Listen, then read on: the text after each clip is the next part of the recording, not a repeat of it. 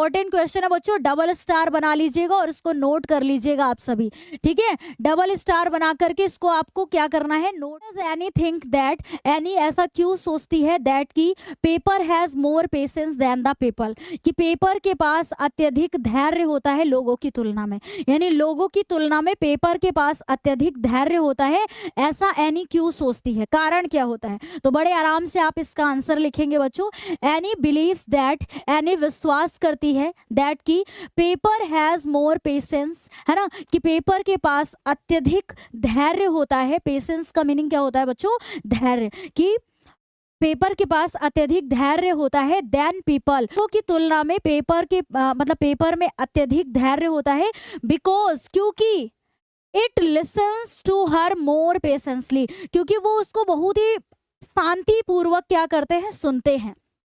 And silently मतलब बिल्कुल चुपचाप, कि अगर एनी अपनी भावनाओं को उसके साथ में साझा कर रही है तो वो जवाब नहीं देते हैं पलट के, है ना, ये कहने का मतलब है। तो it listens to her more patiently and silently, कि वो उनकी बातों को बहुत ही शांति पूर्वक धैर्य पूर्वक क्या करते हैं, लिसन करते हैं। लिसन्स मतलब ये लिसन करते हैं मतलब सुनते हैं। It does not react like other people, वो दूसरे लोगों की तुलना में रिएक्ट नहीं करते हैं।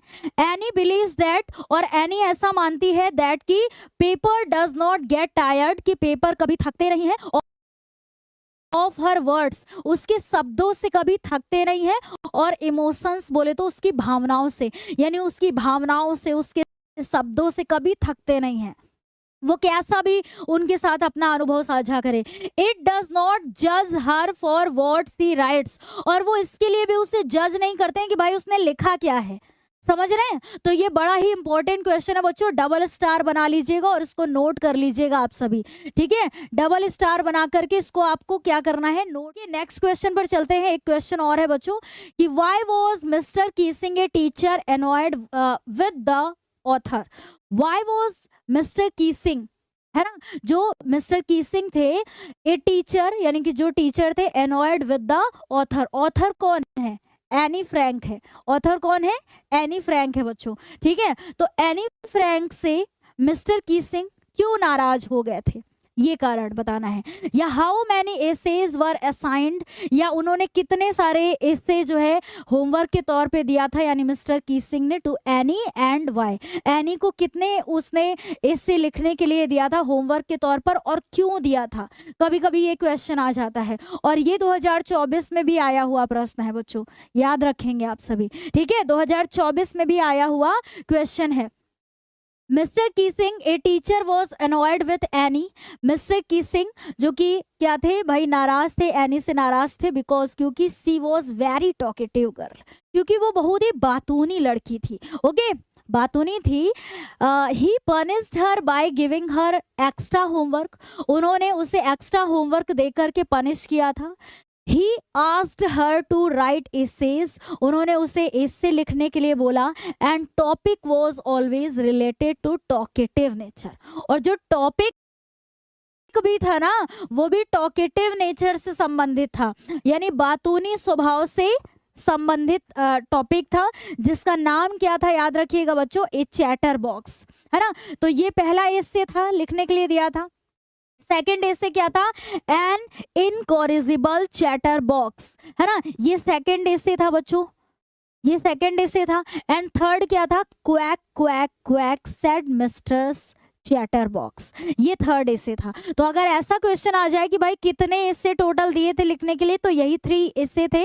एक था ए चैटर बॉक्स, दूसरा था इनकॉरिजिबल चैटर बॉक्स, और तीसरा था quack quack quack said misters chatter box. तो समझ में आ गया। तो मैम कैसा भी क्वेश्चन आएगा एक शॉर्ट आंसर हम लोग इसी तरीके से लिख लेंगे, है ना। यहाँ तक हमारे बच्चों को कोई भी समस्या नहीं है, ओके। एक प्रॉपर लॉन्ग आंसर हम लोग देख लेते हैं, इसके बाद हम लोग अपनी क्लास को समाप्त करेंगे। अब सुनिएगा, सबसे इंपॉर्टेंट क्वेश्चन है जो कि 2000 अगर हम लोग 23 की भी बात करें, 24 की भी बात करें, तो इसमें आया हुआ है। हम आपको बहुत अच्छे से एक्सप्लेन करेंगे और आपको अपनी कॉपी पर नोट करना है और इसको अपने पेपर के लिए तैयार कर लेना है बच्चों, ठीक है। इसको अपने पेपर के लिए तैयार कर लेना है। Why did Anne Frank maintain a diary, Anne Frank ने डायरी को क्यों मेंटेन किया? तो Anne Frank was a 13 years old smart and intelligent girl. Anne Frank 13 साल की एक स्मार्ट एंड इंटेलिजेंट गर्ल थी। हु राइट्स ए डायरी, जो कि एक डायरी लिखती है, which was gifted to her on her 13th birthday, जो कि गिफ्ट के तौर पर दी जाती है ऑन हर 13th बर्थडे, उसके 13वें जन्म दिवस पर। किसके द्वारा दी जाती है बच्चों? बाय हर फादर, ये भी याद रखिएगा, ठीक है, उसके पिताजी के द्वारा दी जाती है। She names the diary Kitty, और वो उस डायरी का नाम किटी रखती है। बहुत इजी लैंग्वेज में है, इससे ज्यादा इजी लैंग्वेज में आपको कहीं और नहीं मिल सकता, ठीक है।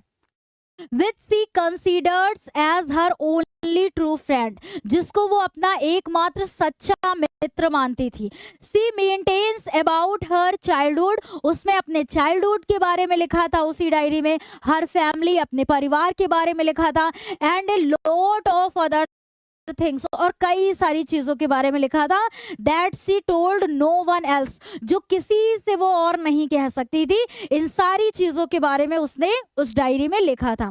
एनी फेल्ट लोनली, एनी अकेलापन महसूस करती है, बिकॉज, क्योंकि she did not have any close and true friends, क्योंकि उसके पास कोई भी जो है बिल्कुल क्लोज बोले तो क्या कह सकते हैं, बिल्कुल नजदीकी, है ना, नजदीकी और सच्चे मित्र नहीं थे। whom she can confide in, कि जिन पर वो विश्वास कर सके। दो हालांकि she had friends, उसके कई सारे मित्र थे, बट लेकिन she was never able to truly open up, लेकिन वो उनके साथ में कभी खुल करके बात नहीं कर पाती थी, ठीक है। ट्रूली ओपन अप का मतलब हो जाएगा कि बिल्कुल सच्चे तौर पर खुल के बात करना, ओके। तो she was never able to truly open up, वो उनके साथ कभी भी खुल के बात नहीं कर पाती थी। अबाउट हर फीलिंग्स, अपने अनुभवों को लेकर के, अनुभवों के बारे में, विद देम, है ना, उनके साथ में।